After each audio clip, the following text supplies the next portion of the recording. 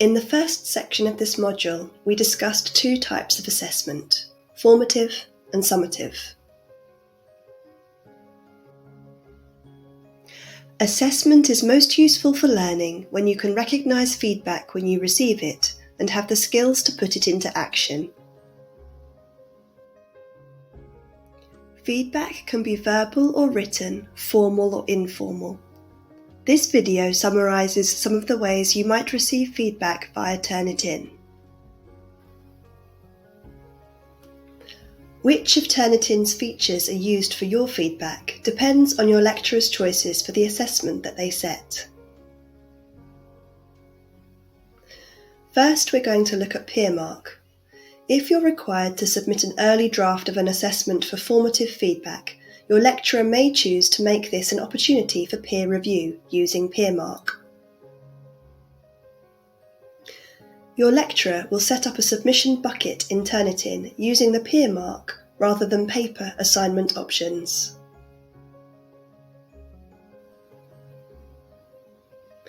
They will add specific questions for you and your peers to answer when reviewing each other's work. These are designed to make you consider specific aspects of writing that your lecturer considers important to your development.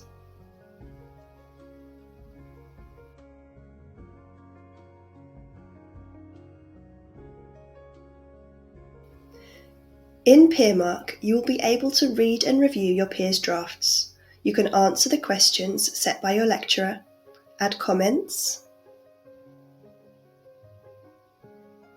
and make highlights with added comments. Your peers will be able to do the same to your draft.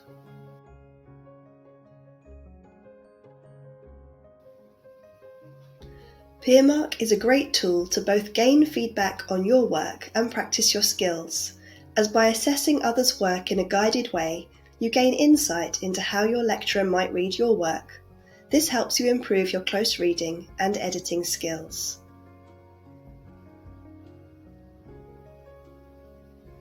Learning to give constructive feedback to peers helps develop professionalism and positive written communication skills.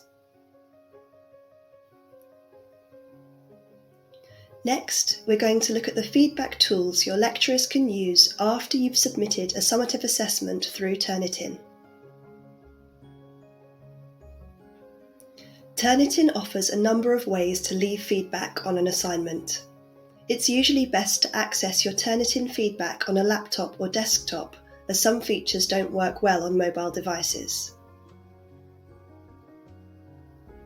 The first one is probably the one you'll pay most attention to: your grade. Your lecturer can place comment bubbles next to the relevant sentence and include links to resources. They can turn these into quick marks to save typing the same feedback multiple times.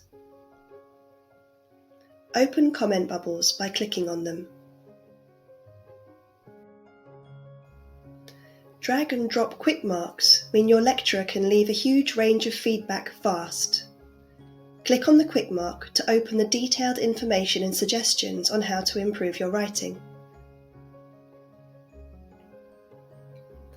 Your lecturer can type notes anywhere on your paper for extra emphasis. Lecturers can leave you audio or written feedback. Nice job with your research paper, Maria. I have a few suggestions for your next one. There is also the option for your lecturers to upload rubrics to the assessment.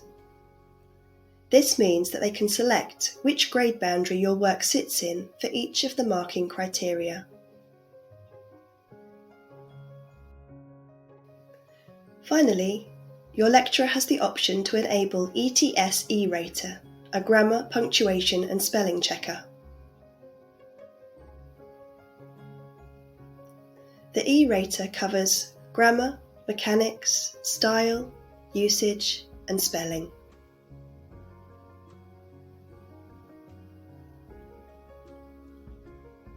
Errors highlight in purple, and clicking on the bubbles opens a full description of the kind of mistake made. eRater is useful as it will identify and name errors, meaning you can look it up independently. There are many ways to receive feedback at university, both formal and informal. And your lecturers have a range of ways that they can leave you feedback in Turnitin.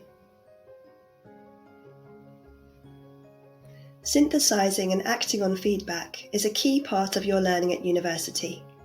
The final part of the Introduction to Turnitin module indicates what you can do with your feedback once you've received it. Thank you for watching.